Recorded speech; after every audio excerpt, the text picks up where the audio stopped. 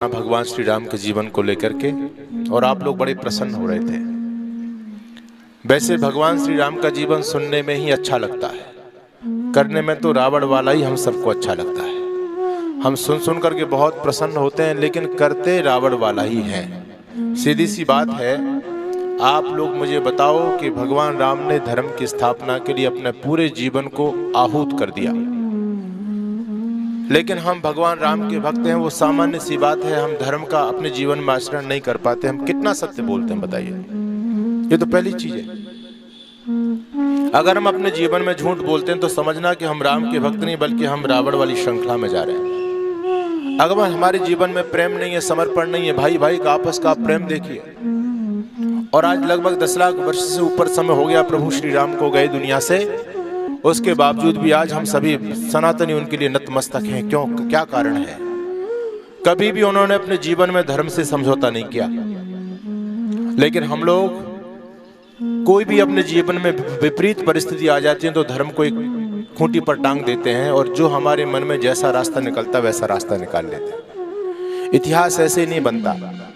आज प्रभु राम पूजे जाते हैं तो उनकी तपस्या देखो। आदरणीय कल्याणी जी उनके जीवन का बहुत अच्छा प्रेरक प्रसंग बता रही थी।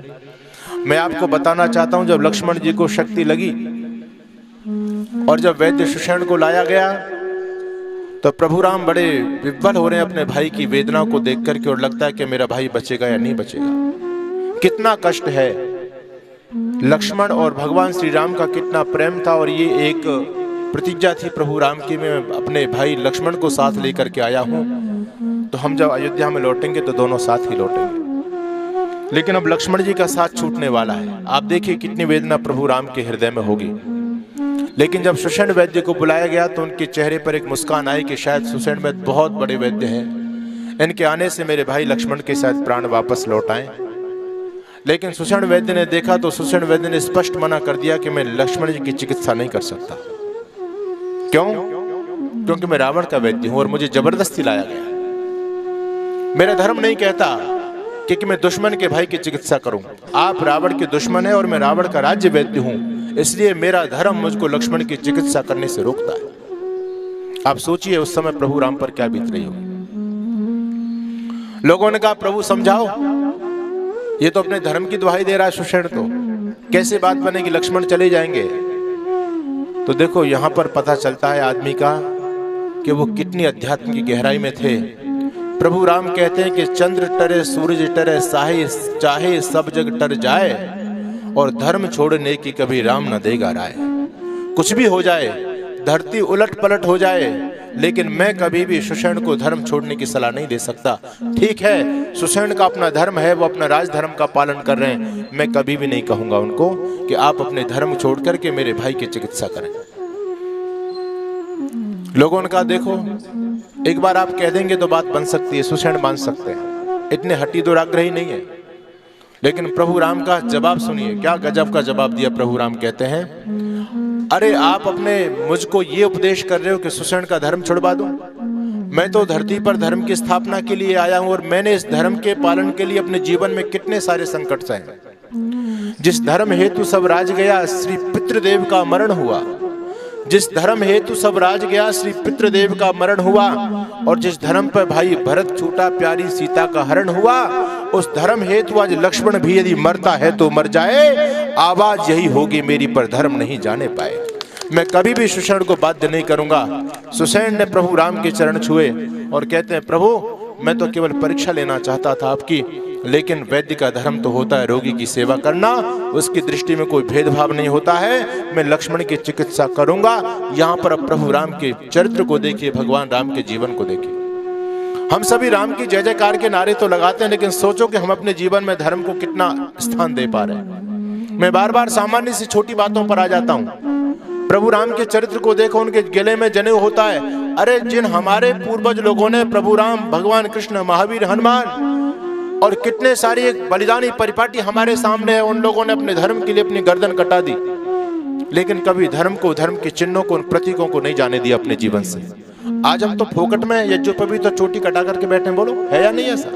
और हम भगवान राम की जय जयकार के नारे लगाते हैं, ये बिल्कुल बेईमानी है।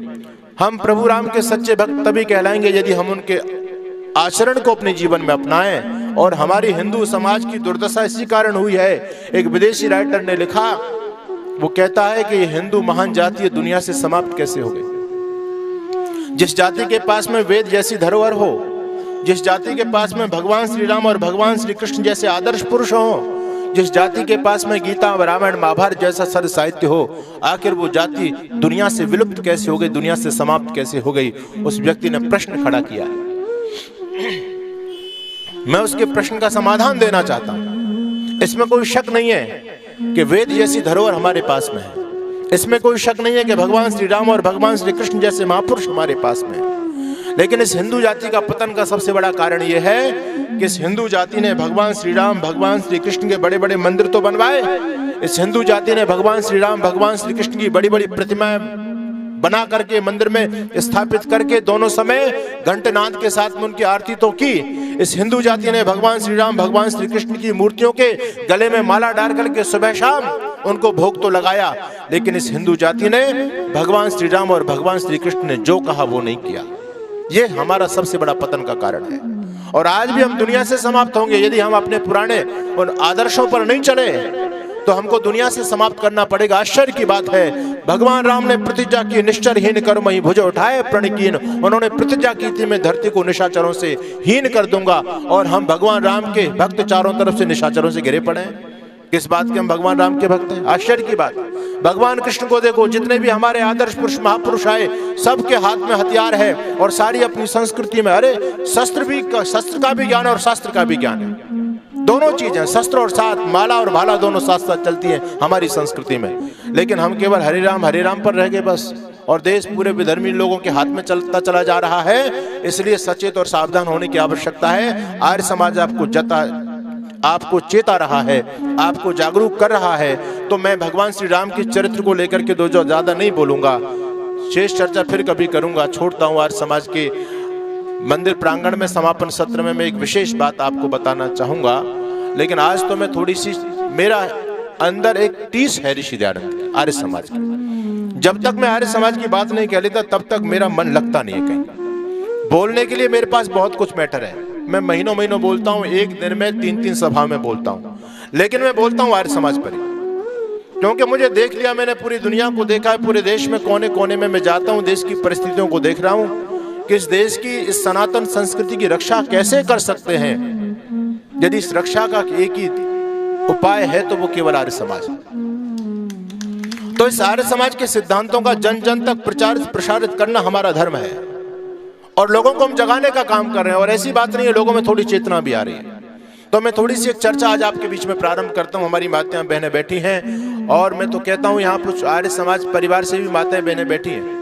लेकिन आप कितने कट्टर हो वैदिक सिद्धांतों को जीने में, ये मैं नहीं जानता। मैं तो ये कहना चाहता हूँ कि अब कट्टर बनने का समय है ना। अपने सिद्धांतों पर जब तक आपको दृढ़ता नहीं होगी, मजबूती नहीं होगी। अरे आप सौभाग्यशाली हैं कि ऋषि दयानंद जैसा आचार्य आपको मिला, ऐसा वेद का पवित्र ज्ञान आपको मिला, और फिर भी आपकी नीयत डगमगा रही है बीच में है। दोनों नावों पर पैर रख करके चल रहे हो, इधर भी चले गए उधर भी चले गए। यहाँ पर भी ईश्वर भक्ति का, चेतन परमपिता परमात्मा का निराकार स्वरूप भी सुना, और फिर जाकर के मंदिर में टाली भी आप लोगों ने हिला ली है। यहाँ पर आकर के आप पितरों की पूजा की सुन करके चले गए कि किस प्रकार से पितृ होते हैं, और श्राद्ध पक्ष में आकर के ब्राह्मण भोज भी करा दिया, पितरों का श्राद्ध भी करा दिया। तो आर्य समाज में आने का लाभ क्या हुआ आपका, बताओ? अरे आर्य समाज में आने का तो लाभ जब है जब आप वैदिक सिद्धांतों को अपने जीवन में जी पाए, तभी तो आपका लाभ नहीं, आपने व्यर्थ में समय खराब किया है। इसलिए मैं कहता हूं, गर्व के साथ में, गौरव के साथ में, स्वाभिमान के साथ में, एक आत्मविश्वास के साथ में आप वैदिक सिद्धांतों पर चलिए। बिल्कुल भी ढुलमुल मत बनो, बिल्कुल भी घबराओ मत मन के अंदर कि अगर हम इन सिद्धांतों पर चल के तो पता नहीं क्या हो गया, कुछ गड़बड़ नहीं हो जाए। कुछ भी गड़बड़ होने वाले नहीं है। ये तो वैदिक सिद्धांत है, इनमें तो भला ही भला होता है। गड़बड़ तो कुछ ऐसा काम तो जीवन में हो ही नहीं सकता। जो व्यक्ति वैदिक सिद्धांतों पर चल गया उसको लेश मात्र भी भयभीत होने की आवश्यकता नहीं। इसलिए मैं आपको आज ये बताना चाहता हूं कि आर्य समाज का पद क्यों जरूरी है। और पूरी निर्भयता के साथ में चलो, आपका दुनिया में कोई बाल बांका नहीं कर सकता। बिल्कुल भयभीत मत हो। ये भूत प्रेत शाकनी डाकनी जिन्न पिशाच शनि राहु केतु, जिनसे आज का समाज पूरी तरह से भयभीत है। अगर आप आर्य समाजी बन गए और ऋषि दयानंद को ठीक ढंग से समझ लिया है तो भूत प्रेत शाकनी डाकनी जिन्न पिशाच दुनिया में आपका कोई कुछ नहीं बिगाड़ सकता। और इनका वजूद वास्तव में कुछ है भी नहीं, ये तो हमको पागल बना दिया गया है। अभी आप देखो, मुझे बताओ, आज से क्या 20 साल पहले कोई शनि को जानता था क्या? बोलो, अरे बताओ, कोई जानता था क्या? शनि को, साईं को कोई नहीं जानता था। आज हर शनिवार के दिन एक बाल्टी में तेल में लेकर के, काला भाटा डाल करके और अगरबत्ती जला करके घर घर, गांव गांव, गली गली, दुकान तक लोग घूम रहे हैं और कहते हैं जी शनि महाराज के नाम से दे दो। एक व्यक्ति ने मेरे से कहा शनि के नाम से दे दो। मैंने कहा भले आदमी, तू अकर्मण्य कमाना नहीं चाहता, मैं तुझे दे सकता हूं, तू शनि देवता को क्यों बदनाम करता है? शर्म आनी चाहिए। ये हिंदू ऐसी मूर्ख जाति है तो अपने स्वार्थ के लिए अपने महापुरुषों को बदनाम कर रही है। आश्चर्य की बात है। तो इन चीजों से कभी भी डरने की, भयभीत होने की आवश्यकता नहीं है। और मैं तो लोगों को चैलेंज करता हूं, कोई कहता है कि नहीं ये सारी शक्ति होती है ना, आजकल जो चल रही है ना, कोई किसी पर घात छुड़वा रहा है। आपके यहाँ भी होती होगी, घात चलाते हैं और कहते हैं जी इसका बुरा काम है, घात, हमारी माताएं बहनें ज्यादा चक्कर में रहती हैं इनके, इस पर घात छुड़वा दो। अच्छा, इन घातों से यदि किसी का कुछ होता, भाषा तो समझ रहे हैं ना, मैं भी ब्रज भाषा का ही हूँ और आप भी सब ब्रज भाषा के लोग हैं, सब समझते हैं। इन घातों से कुछ होता है, इससे यदि किसी का बुरा हो सकता है, कोई मर सकता है, तो मुझे बताओ ये दुनिया के लोग, ये हमारे जितने राजनीतिक पार्टी के लोग हैं, ये मोदी जी को जिंदे छोड़ते क्या है? मोदी जी ने सबकी पार्टियां बंद कर दी, सबकी दुकान बंद कर दी। और यदि घात और ये शानों के चक्कर में यदि इनके पास कोई विद्या ऐसी होती कि दूसरे का नाश हो जाए, तो सोनिया गांधी, मायावती, मुलायम सिंह सबसे पहले उनके पास में जाते, बोले भाई इस मोदी पे कराओ कुछ। लेकिन मोदी का कुछ बिगाड़ पाया? 2 बार तो प्रधानमंत्री बन चुके और तीसरी बार भी वही बनेंगे, पक्की बात है। कभी भी रुकने वाले नहीं। ऐसा राष्ट्रवादी व्यक्ति मिलता कहाँ है लोगों को? तो इन चीजों में कोई भी दम नहीं है। मैं भी आपको यही कहना चाहता हूँ, यदि आपके पास में आप कहते हैं नहीं स्वामी जी इनमें शक्ति है, भूत प्रेत, जिन्न पिशाच